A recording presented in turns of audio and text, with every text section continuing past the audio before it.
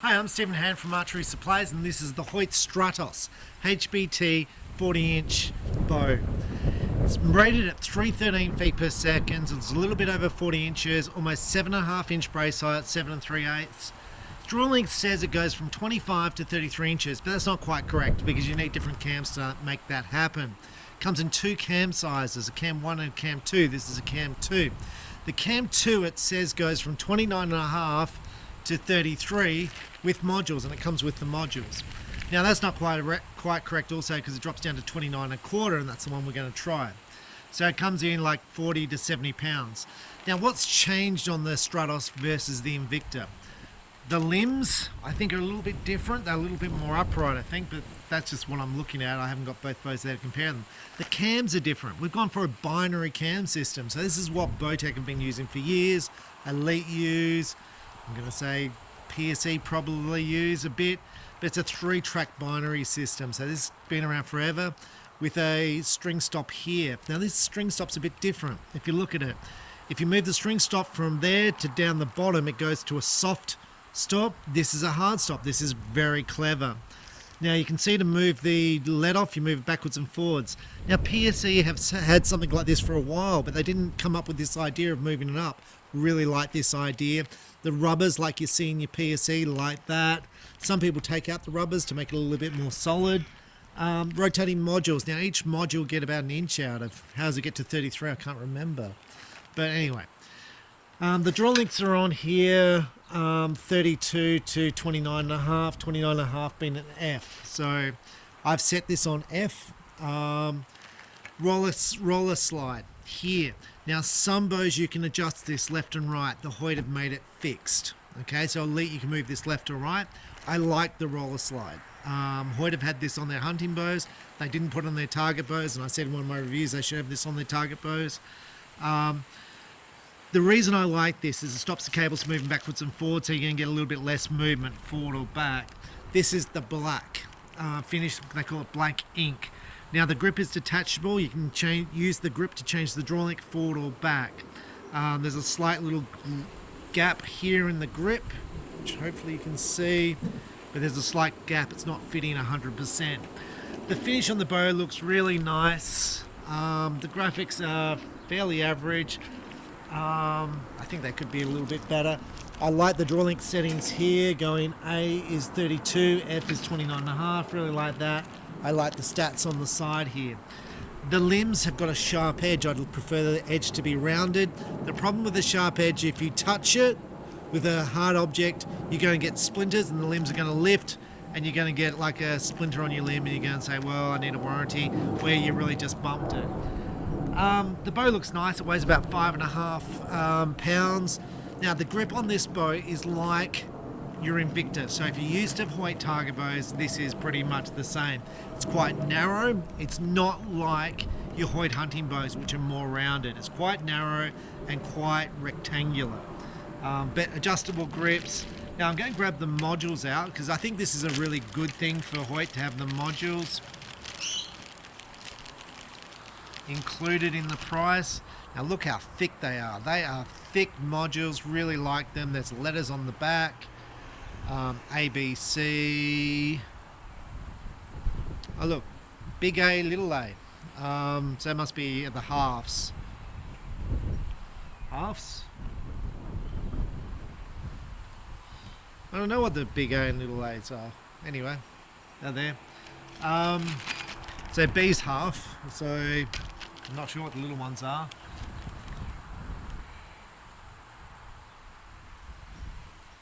But anyway, there's that.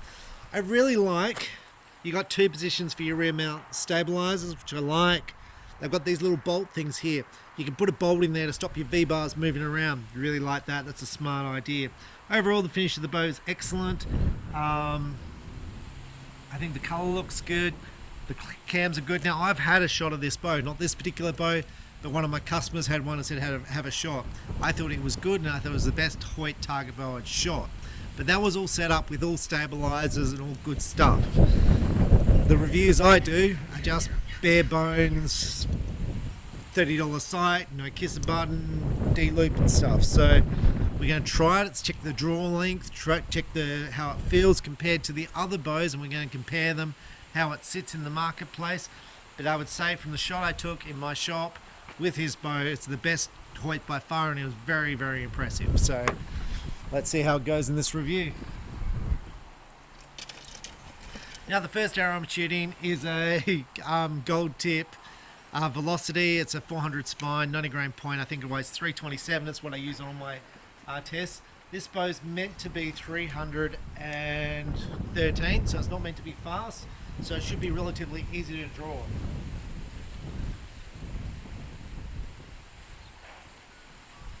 So it starts off where it's, I'm going to say, relatively light. Then it's starting to build.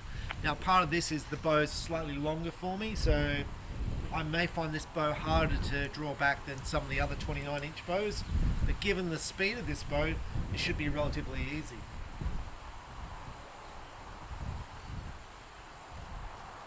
And now valley there drops off. So we're going to take the shot. 294, that's not too bad. The bow's very quiet. It's got a distinctive jump forward, no vibration in the hand at all when you shoot. Now what should be noted is there's no limb dampeners, where Hoyt used to have limb dampeners on here. No limb dampeners, no vibration, the grip is narrow, feels good. Actually I think it's pretty, I think the grip is really good. Slight jump forward. Now some people prefer the jump forward. PSE has that. The jump forward and the limbs in a similar position. Elite had a similar position, but now I've gone parallel with the verdict, so the verdict's quite dead when you shoot that. So this is a Victory VAP 140 grain point. It's a 350 spine arrow. I think the arrow weighs about 380 grains. It's generally about 20 feet per second slower.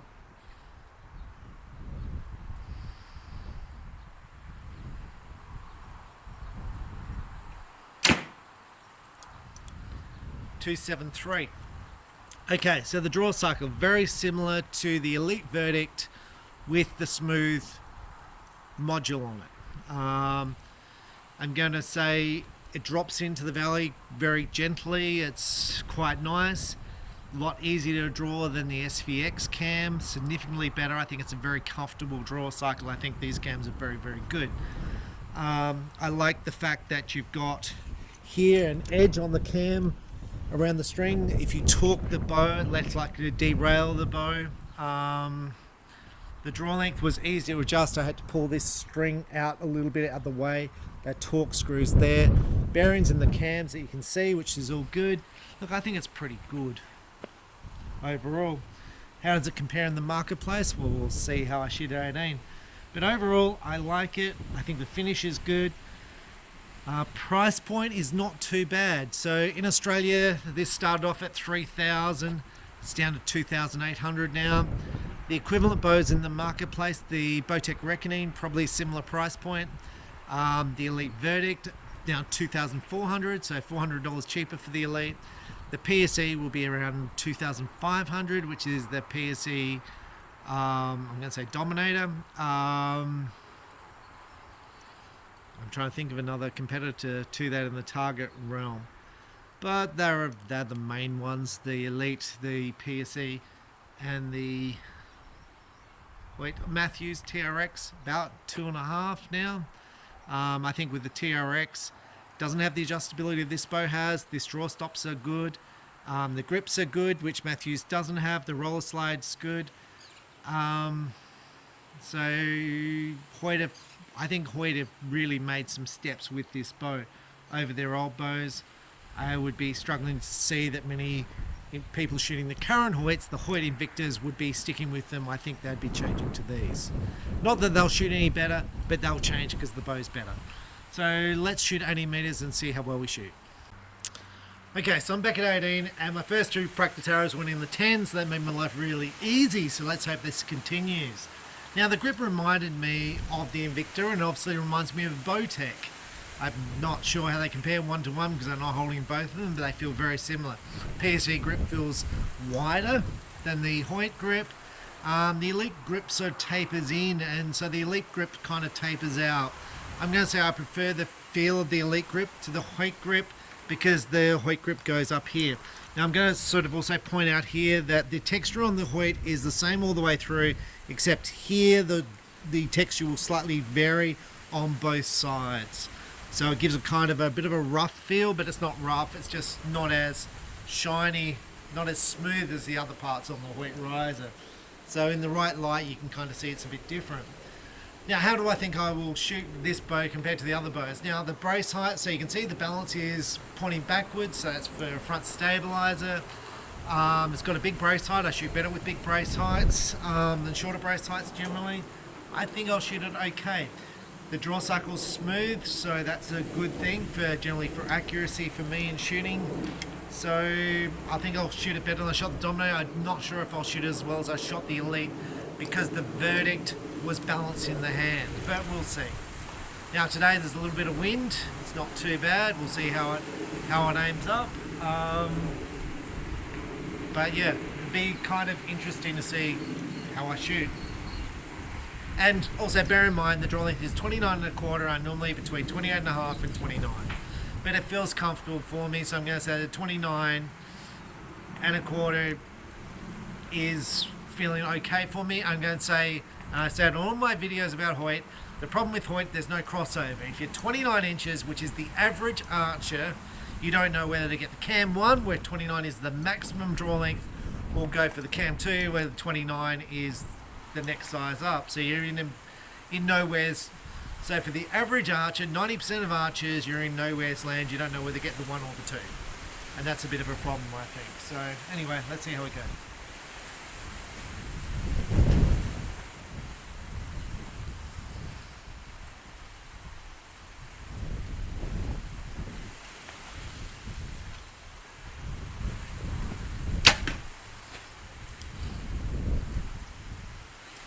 Now my sight pin was drifting around a bit. I don't warm up before I do these videos. It was drifting around. I released that one on the low 10.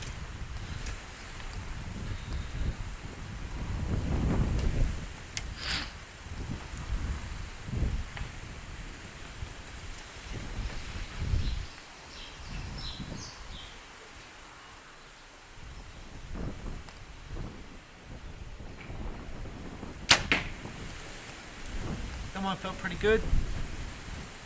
Now the let-off feels like about 65, 70, feels good, feels comfortable. The Elite let-off feels greater, and I probably want to reduce the Elite verdict let-off a little bit, probably one mark. I'm going to say the Dominator I tried from PSE was the E2 cam, which is the fast cam. That felt much harder to draw than this. And this is very similar to the Elite to draw, and I'm going to guess from going back on the Reckoning is similar and maybe a little bit more harder at the start, so I'm going to guess you get more speed from the Reckoning.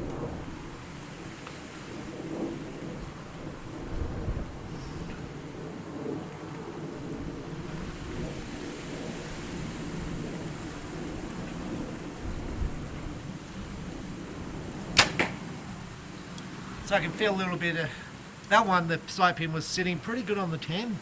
It was bouncing around the 10, like just around. I couldn't really get it to aim, if you know what I mean. It was sometimes when I shoot videos, the sight pin just sits there and just doesn't move. I feel like it's just moving. I'm making the thing bigger, but the sight pin I felt was like moving around little certain figure eights around the 10. Where I know there's times when I shot the verdict, the sight pin was just sitting there, and I was like, wow, this is crazy. But there is a bit of wind.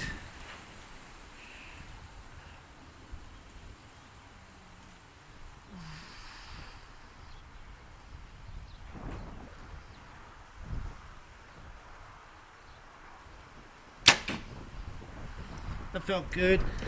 Now, what this bow reminds me of the most to shoot is a PSE Supra. It doesn't remind me at all of the Hoyt Invicta to shoot. It reminds me of a PSE Supra with a skinnier grip. The draw cycle feels similar. You're going to say which Supra? Probably the SE cam. So I think the EM cam's a little bit more aggressive. So I'm going to say the SE Super, probably about the 37-inch one, feels very much like this.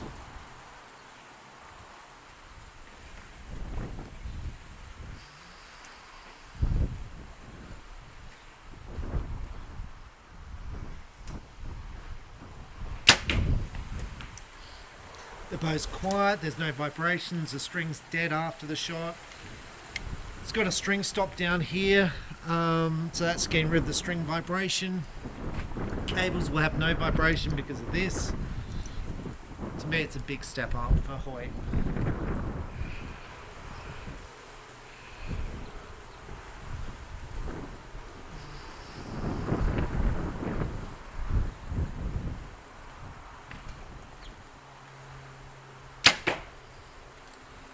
Yeah, like this is good. Do you remember when Hoyt released the Invicta and all their staff shooters were like, this is a dream, this is, and they all had these comments. I'm like, and I kind of took the piss out of them. Because it was like, I think Sarah, I'm going to say Sarah Lopez said, I'm in love. And I'm like, anyway, they didn't do it this time. I don't know why, because this is a far, far better bow. And maybe Sarah's found love. I don't know. But it was funny because they all had comments, and this time I didn't see any comments, and I'm like, well, why is there no comments this time? This is a far, far better bow.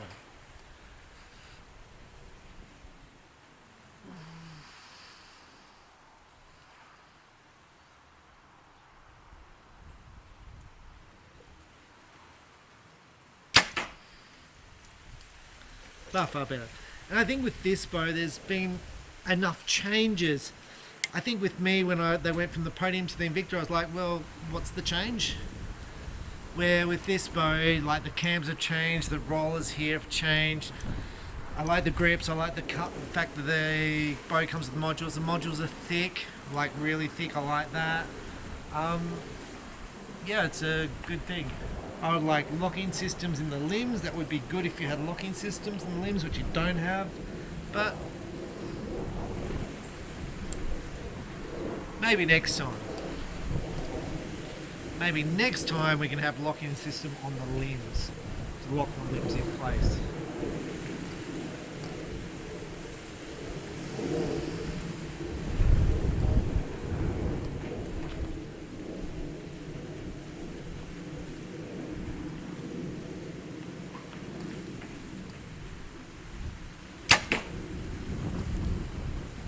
I think I'm shooting this pretty good. Now, generally my vision's pretty bad at this distance, but they look good. And hopefully the people who hate on me for shooting Hoyts aren't going to hate on me too much this video. Because my last few videos for Hoyts have all been very positive.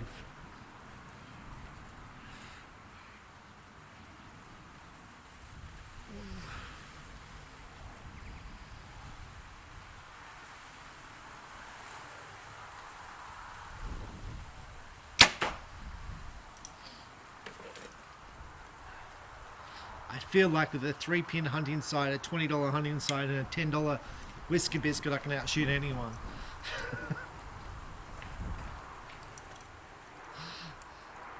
And I clearly can't. I just feel like it. Feeling good going down the other end. We're probably getting sprayed everywhere, but looks good.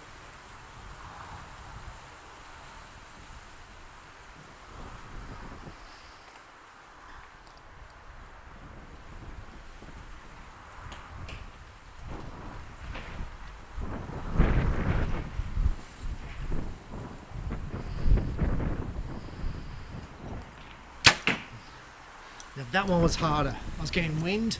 It was blowing me from the red on the left to the red on the white, on the right. And I aimed longer than I should have because I was having trouble getting the pin in the middle. I don't know where it went, but that was a lot harder. So overall, I like the way the both draws. I like the way it feels. The grip's good. I think I prefer the Elite grip better still. I do like the fact it's adjustable, so you can change the draw length. Let's go down and take a look at the arrows. Well, I thought they were all in the 10, so but they clearly are not. The one in the 8, I'm guessing that was the last arrow because I was moving around a fair bit in that shot. However, when it broke, it did break in the middle, so but I was moving around a lot. I think with that last shot, I was probably aiming too long, and I was trying to force the shot. That can often happen in a tournament situation when you got timers on you and you're feeling pressure.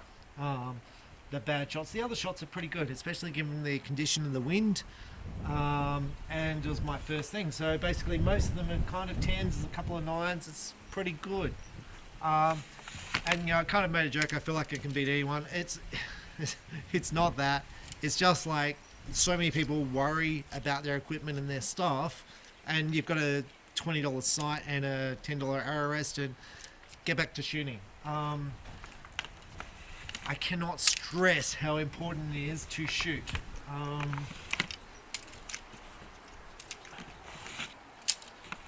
Worry less about your equipment and worry more about your form, because your form's going to be rubbish.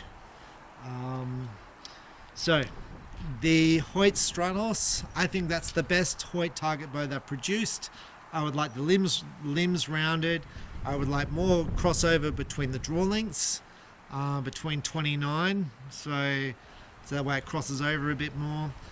I would like limb locking features added.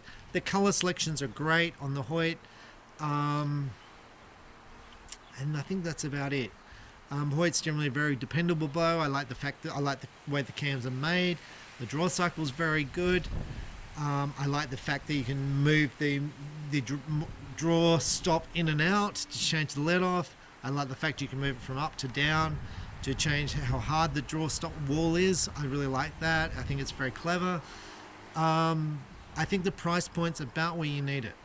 It's not too high and not too low. It's competitive in the marketplace right now.